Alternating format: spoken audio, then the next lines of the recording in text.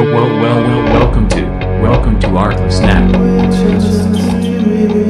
Welcome back to Artless Nap. My name is Anthony Pego. I am your host, and I have co-host D. Weidner. Very good. Nicole Moan. Moan. Damn it. Moan. See, that's all I've heard from. I've probably only heard your name said once out loud. I've only read it because we've mostly known each other as artists, I guess, out and about. Yeah. And so I read it usually on invitations on Facebook, and so I think I've heard somebody say it once, and I guess they told me wrong. So it's just Moan. No, it's okay. It should be whatever you want to call it. Sure. I answer to Moan, whatever you want to do. I'm so old. I don't know if I'm going to be able to reset those circuits. Right. It is okay. I don't care. She pretty much answers to anything as long as it's close. Yeah. It's like me. We've all been called dirty names by this age, right? Oh, yeah. Right. So I guess I'm almost 40. Are you guys? I'm 40. You're 40? I just turned. I'll be 42 this year. Yeah. So how was it almost? Like a couple months or a couple years? Yeah, it's like half a year. So I think that's close enough. I'm like almost. You start giving no shits. Yeah. No, I don't know. That happened a long time ago. It gets even worse. I used to think that and then once I turned 40, I'm like, meh. So these people know who you are and who they're listening to. Dee, I know since she was 18. I think I was. So if you're 40 now, I must have 41. 41. So I must have been 16. Yeah. Yeah. Since the BBS days, right? Yes. For people who don't know what a BBS is, what's a BBS? Bulletin board system. Little call in. Noisy as hell, but one person only on. But you react to it's like talking on a messaging board now. Yeah, because really you're just responding to other people. Yeah, that's what it was. I designed advertisements for these things, so there was like I don't remember what they were. Like OUBBS was a big one. I had one that was like a pirate bulletin board system. Right. Me and we had 5 girls. Tina, Kristen, Dee, Erica, and Brittany. So TDKUB was ours. Okay, right. Oh, God. Right. Jesus Christ. And then there's the TBH 405, the Brotherhood. I remember the Brotherhood, and I did some ads for them. So a lot of the pirate bulletin board systems would have me do ANSI, like color ANSI graphics. And you gotta explain what ANSI is. Oh, God. So, like, computers have to be told what character pops out when you hit the keyboard, and that's a standardization subscribing all of that so that it reaches everybody's keyboards the same way and it pops on everybody's screen the same way. Well, instead of like using it to type a letter or like type a sentence out, we would use it to draw things on the screen. So there's like extended ASCII, and this is all in the ANSI standardization. Extended ASCII is like, instead of just being a $sign, a plus sign, all the ones that you've seen, it's like the weird block code that makes a block or half a block, a quarter of a block inside the space of a character's, like given coordinates on the screen. And so you can use those to build images. And once we got color graphics or like color text graphics, you could build like color images, really. I mean, they weren't true images. No, but they were cool though. They were cool as shit. They're little blocks that made up big pictures. Yeah. And so people wanted the coolest pictures that were like big boobs, cartoon girls. Like, I think that's kind of what you did for us. Yeah, most of the time. Kind of like comic book shit. I was way into like Spawn and all that stuff. So I do a lot of that style stuff. And they'd have like a phone number that you dial into to get your modems to go. and then you'd type away. And it wasn't as angry back then as it was today. No. We were pretty friendly. Everything was pretty much local unless you wanted to pay for the long distance charges because it was all phone based. Yeah. Well, those of us who could use other people's lines to call. Oh, the hackers and such. I never did any illegal stuff, so. I did a little bit here and there, but I was pretty good about it. I tried to make it, like I distributed some software I shouldn't have, but I tried not to use some of this network delving. I think one of the first ones we got was called Satan. Like it was by, was that by Mitnick? It was by one of the big guys who, like, got busted by the feds and everything. Wow. Yeah, and I'm just very happy I never got it so deep into it that I got knocks on my door where they were like, hey, little fucker. I don't know if anyone that I knew that was doing all the freaking got caught. Yeah. I can't think of anyone. There weren't a lot of laws until, like, 9/11 happened and the Patriot Acts and all of that went through. And then they were like, we're going to close down all of the computer hacking shit. So, so what do you do now? I work for Frito-Lay and I DJ. And that's where most people I know you from right now. Yeah. At night, we show up and you've got your cans on and So what kind of music? Anything electronic, but I've been doing this for so long. I've done everything from 3-year-old birthday parties to 90-year-old birthday parties to I play at the museum on a semi-regular basis. Whenever they have like an opening that they feel like they need a DJ for, they usually call me. The Oklahoma City Museum of Art. Nice. Since we have a few museums now here. Yeah. But I've been working with them for the last 7 years. Jesus, that's a long time. It's been a while. It was one of the first DJs that they ever had. Right. Actually, it was the first DJ. It was a fun show too. Yeah, Franco Ruiz loves cupcakes. Oh yeah. Oh yeah. It was amazing. Poodles everywhere and cupcakes. Nice. He's I want to say either Arizona or New Mexico based artist. Okay. And they were bringing him in. Most of his stuff he sells between $100 to $300. Smaller pieces. And he was selling pieces at the museum, which that's the only show I've ever seen them do that at. Mm-hmm. Well, he had bigger pieces in other rooms. That's true. But when he was talking to the museum about, doing his opening party, he told them, I don't want some stuffy band. You get me a DJ. Nice. And one of my friends worked there, and she's like, I have a friend that does a lot of the art events around town. She's probably perfect for this. So that's how I got on there. It helps having a name, I guess.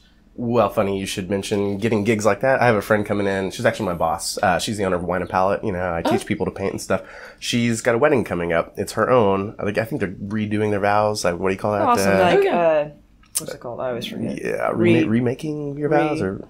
I'm not sure. We'll Whoever's ask her. watching's gonna know. I know. So she needs a DJ, and I said, "Well, if you stop by, kind of at the end of this thing, hopefully she shows up on time. You came over a little early, so I don't know how much material we're gonna have. Maybe we can tell knock jokes until she shows up or something." I did not prepare for that. Marie's awesome. You're gonna love her. So you also make original music, though. Like people today hear DJ and they think. You just press a button. Press a button, a CD, and it's nowhere near what it used to be, which was still taking other people's music, laying it on top of each other, coordinating it on time, finding the right key. People don't realize you do BPMs and you do keys and all that stuff. Making sure it doesn't sound like two shoes in a dryer. Yeah.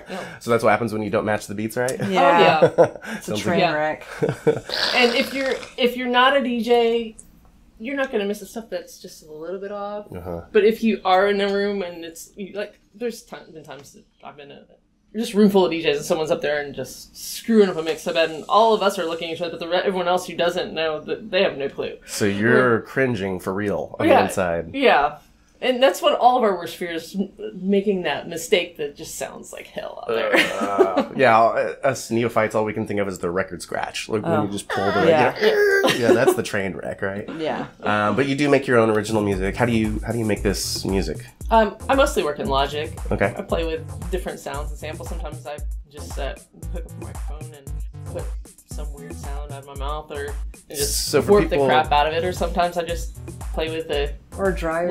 Or just I recorded the dryer. I recorded the dryer one time and I was like, you should do this. I've used it in the cats in the background. Yeah. Okay. Yeah. I buried a camera underneath the train once and to try and get a cool shot. But once I reviewed the shot, I was like, it's not really that cool, but the noise is incredible. So I took the noise and I pulled it down to a VHS tape and then I turned it and wobbled VHS, it. What? Yeah, and then for real? We still had them. Yeah. So I took it and wobbled, took a little piece of metal or pencil or something. I think it was a pencil. Stretched out the tape as I turned it so that I got a wah wah wah shit on it and replayed it and recorded that audio and had my drum beat. That is awesome. I was using a lot of drugs back then. That was, for some reason necessary. I couldn't just use the train consistently. Yeah, you had a wah wah wah as well.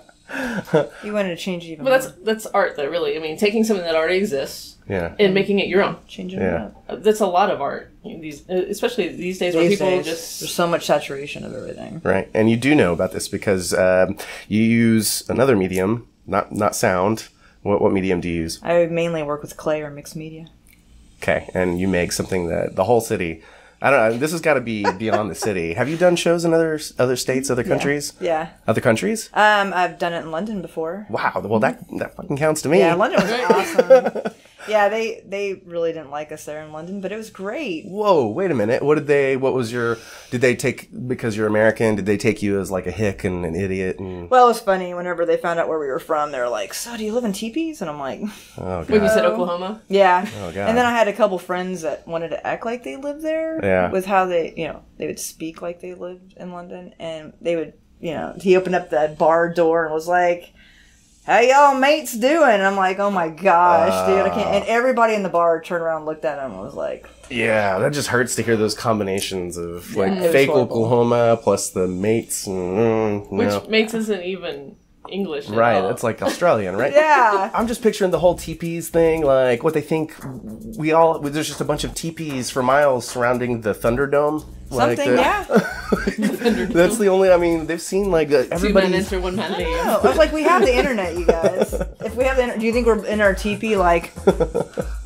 Good streaming here, man. It's really hard to get those cables out there. I just threw them through the top of the teepee, just run it down. We've got Wi-Fi now. And they asked me if we rode had horses, and I was like, I wish I had a horse, but no. Yeah, hell yeah, I'm in a heartbeat. Yeah, I don't have a place to make it hang out in my backyard, I guess. I think those people must not realize how expensive it is to own a horse. Yeah. Like, I think everybody in Oklahoma would rather, like, if I, instead of paying my car bill and like all that shit, if it was cheaper to own a horse and take a mile ride that's all I do, like 1 or 2 miles every day. I'd much rather tie up a horse for a few minutes and then bring him back and be like, there, I gave you a walk. Are you happy? I have a few stores that I deliver to that every now and then people will show up on a horse. Yeah. Wow. That's crazy. Well, she lives out in the... I deliver out in the I would love countryside. that. I want that. I'm just happy when somebody brings their dog and I get to make a new friend. It's a dog. One of them even has like a little tie-up for the horses. Oh, God. See, this is the life I want to live forever. Tell me about your pieces. What are they? They're wearable ceramic corsets. Yeah. They're usually 4 pieces, but they could be 5 to 6 pieces, and they're all custom, one of a kind. Uh-huh. Can you describe the designs?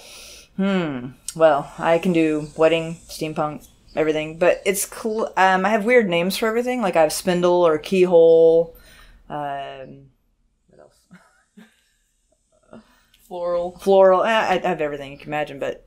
And when I've heard of or seen or thought of wearable ceramic art, I usually typically think of like something small, because clay's heavy, and you've got like a little brooch maybe, or like a necklace, little yours are huge. Yeah. They're magnificent. But people are like, oh, they're so heavy. And I always, before I put them on, I hand them over to the model. I'm like, here, see what it feels like. And the model's like, no, actually, they're pretty light, to tell you the truth. Yeah. And a lot of people find them more comfortable than a fabric corset with boning. Okay. Which is a weird thing to say. So you've solved all these problems. Not if you think about it, because boning has a habit of stabbing and bending in weird ways, whereas these are set. They kind of cup you. They're built for shape. Well, I know you store the traditional ones, the boning, the fabric ones, like a hat box, you know, where you've got something like totally containing it. What is that the same thing you do with yours? Yeah, I store them inside of a box. Okay. I put bubble wrap between them. I still feel like yours would last like forever, and the fabric ones like over time would like yellow or whatever. Yeah, you can put mine in the dishwasher. You can put it in the pool. I've been doing a lot of underwater photography lately with a photographer. His name's Scotty Vo. Yeah. And what's the craziest somebody shamefully came up to you and said, I broke mine, can you fix it? Or... They fell in a manhole. A manhole? They fell in a manhole. Was that in London? No, that was here. We were walking in a parade. Poor thing. Oh. It had it all marked off and everything. Oh. But for some reason, she felt the need to walk into it. I'm not going to say who it is. No, which parade was this? It was Ghouls Gone Wild. Oh, First year or the second year? First year. Totally stepped right into it. And did you see it? Did you get to see it, or did you just say, "I'll make you a new one"? No, it was. She was modeling for me. Using hers. Oh, but what was crazy? It didn't break. You would think it would break like in half or whatever. It just broke around a couple of the laces, and I was able to tie her back up, and she wore it the rest of the way through. Perfect. Yeah, but she felt so bad. Yeah, they're a lot more durable than they seem being ceramic. Right. So what got you on the ceramic bustier type? I didn't want to be like anybody else. Yeah. I mean, you had to have been attracted to some of this type of lingerie or something, right? Yes, I used to make fabric corsets. Okay. And I hated how they always did the weird bunching, and you couldn't make them where they fit from one person to another person. And I'm always working with different body shapes. Mm-hmm. You're not just working with women. No, I work with males. I work with transgender. I work with drag queens. I work with Have you worked with just what we would consider straight up normal Oklahoma? I don't want to say normal, but like people who aren't used to coming out to LGBTQ, just guys who wouldn't usually consider those worlds. Have you put these on those guys? Yeah. And She's got stuff that looks like armor. What's their reaction? What are they? They're usually like, "Wow, I feel like I'm a superhero." Yeah, it's empowering. Yeah, they're like, oh, and I was like, it's the lack of oxygen to your brain. Makes you feel better. Well, good. We're going to take a quick break and we're going to come back and chat about Oklahoma City, art, people, things that make us happy and nap and sad. Maybe not sad. There's a lot of amazingness here. Yeah, there is. All right. Well, we'll be right back, folks.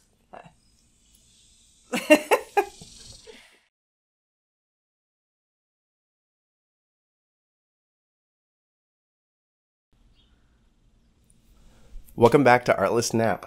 I am still Anthony Pego. This is still D, and this is still Nicole. But we're not still. You were definitely not still. You women are both very busy. Allergies. We discussed allergies. Yes. Do you guys have any allergies? Well, I don't know me particularly. What do I have?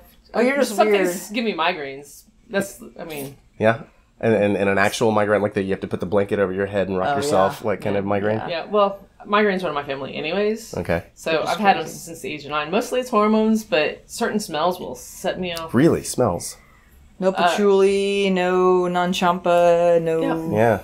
I'm convinced Nag Champa and, what I thought had given, okay, so I was diagnosed with like onset adult asthma or whatever, but my doctor said that like I probably had it as a kid, so it was like a child thing, so but as an adult it became like onset or whatever.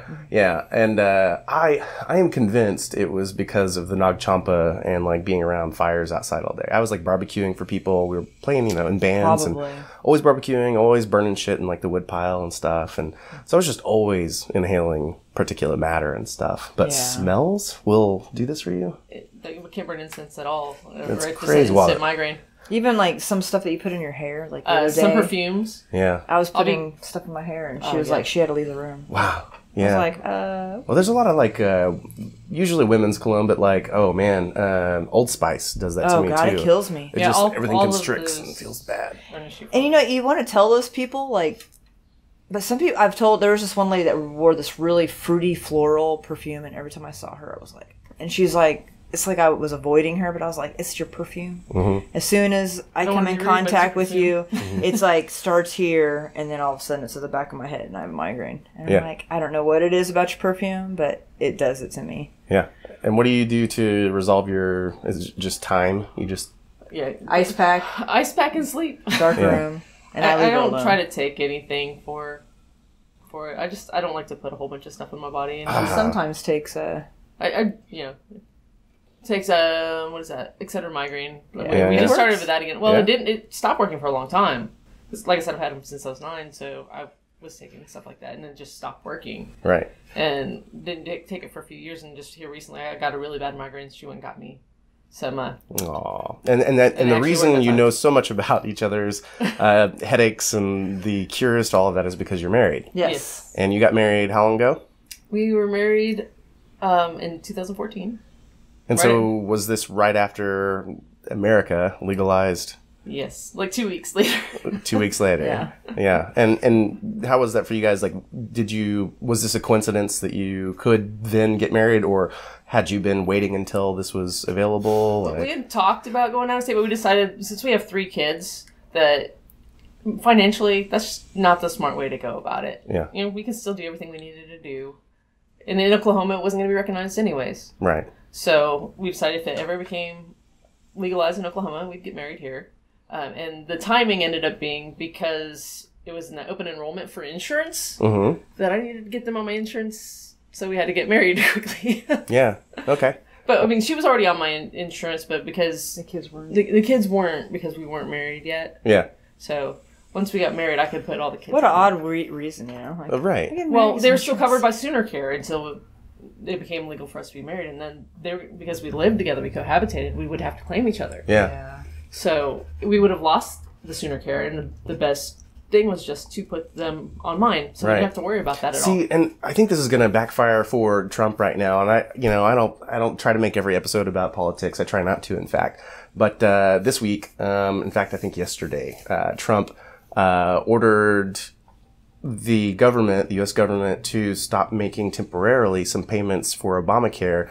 They're like cushioning for the insurers to make the transition, to make it easier to keep everybody, because all of a sudden everybody has to be insured, right? Or like, he removed the mandate, but like the idea is they had to transition from having a limited number of people who could afford it to practically everybody, and they had to transition the system, and they said it's expensive, so we need your help, which is true. Premiums, we've seen the Republicans have defunded the same type of payments in the past, and the premiums went up. Now, whether they were being greedy somewhat and raising those premiums more than they needed to be or whatever, I'm not sure. I haven't seen the bottom line, but I do know it cost them more, and they reflected that in raising premiums on everybody else. And then he just this week stopped these payments that have not been stopped before in the way he's stopping them now. He's just said he's cut these off, and these are billions of dollars. So those billions of dollars are going to be pushed on to the customers.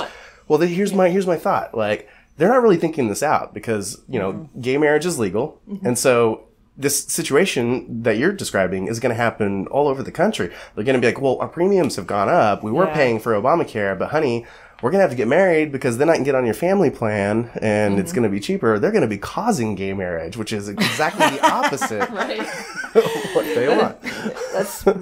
Well. We should convince them to start paying for that Obamacare. Or they'll have a lot more divorce. You never know, because it kind of goes, once it goes one way, it goes the other way. That's true. There's always going to be both types of reactions. Some people don't. They think they get along, but they don't. Yeah, that's whether you're gay, straight, don't care. Sometimes all it takes is signing that piece of paper for the whole relationship to change. Yes, so true. That's absolutely true. I've seen it before. Yeah? Have you Not with me, but with, you haven't been married family before. Members watching them get married. Certainly. I was married prior for 17 years. 17 years is a long time.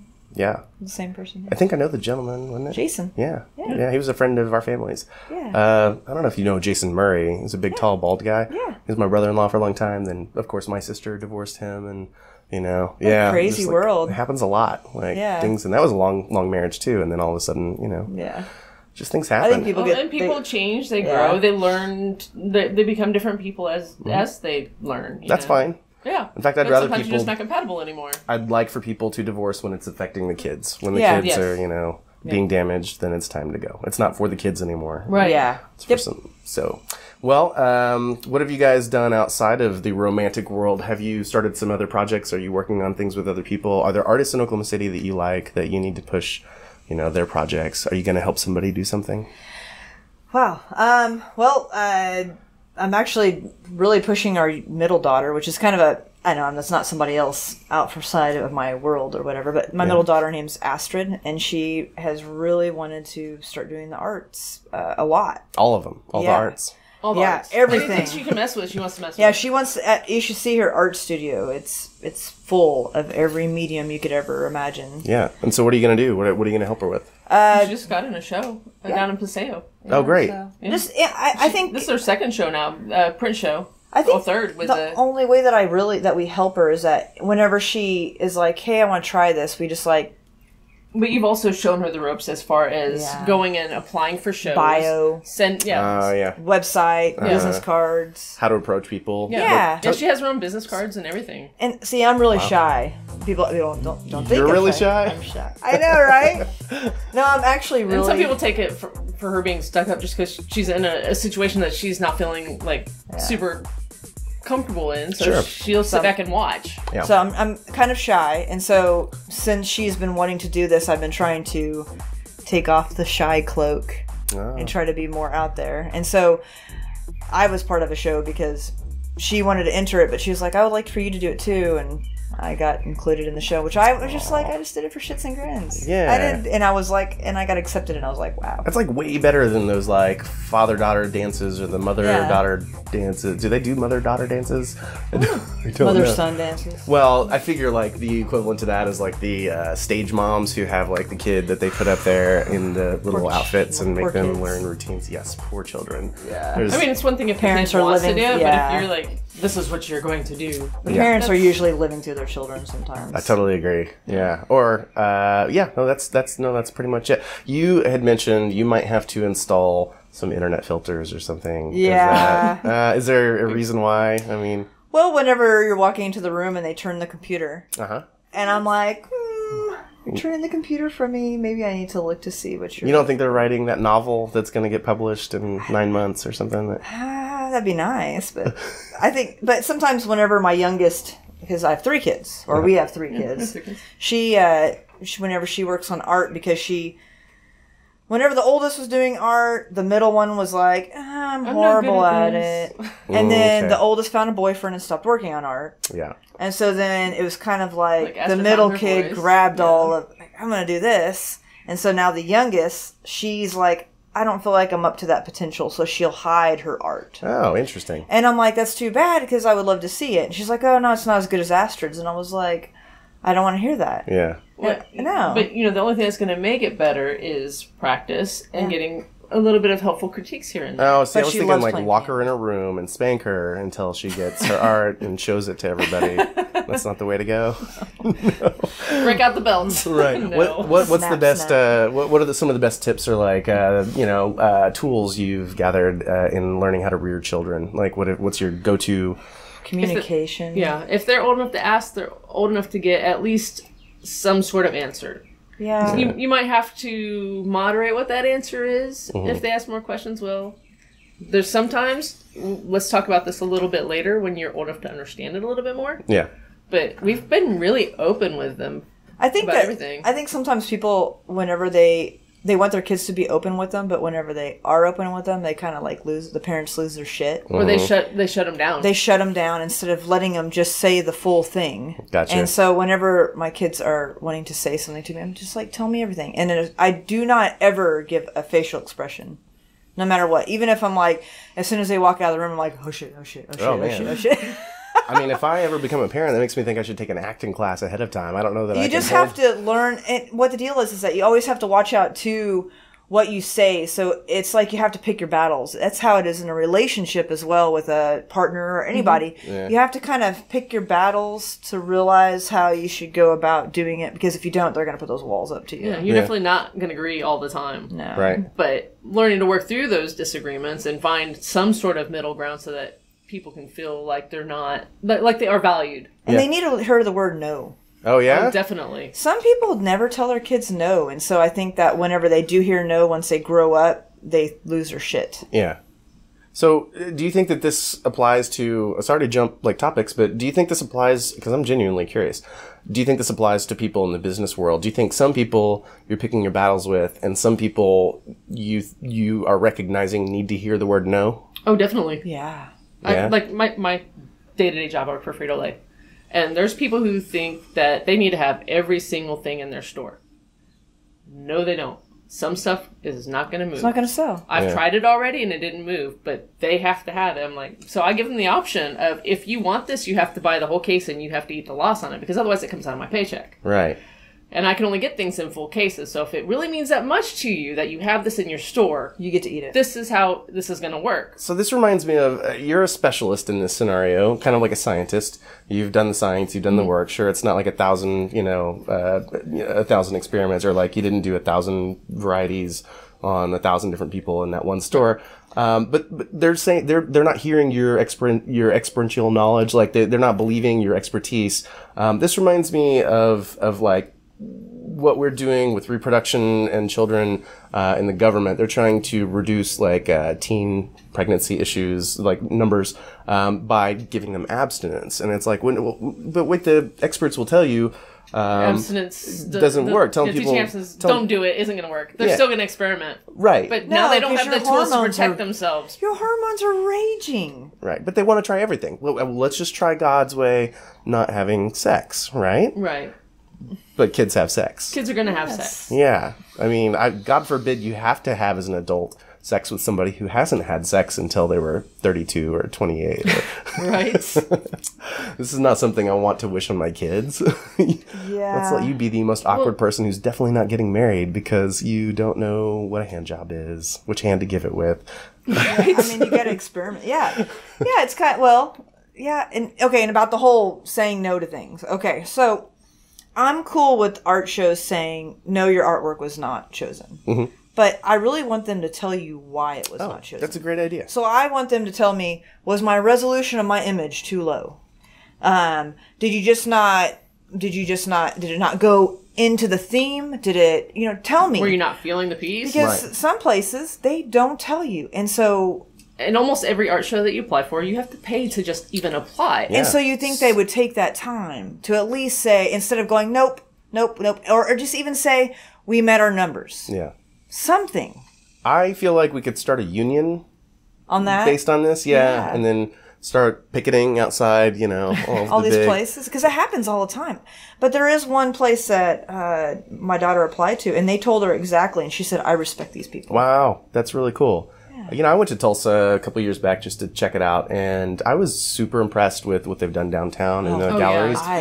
They have like live-in places for artists from like out of state, from in-state. They just like let them live there and produce artwork. And artist lofts, that's incredible to me. And I have to tell you, whenever I first started doing arts, I was, I thought Oklahoma City was moving so forward and on top of things.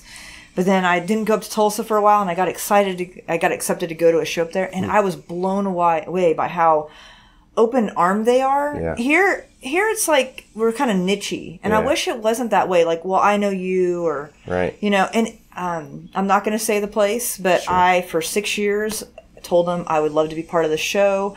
I would love to donate my artwork to your show, just to help your. They would not take my stuff. Wow. I'm giving in charge at the time. I'm giving away my shit to you. Yeah. Can you accept me? No. And then they accept me. After that person left. Okay. And then they asked me to be part of the committee.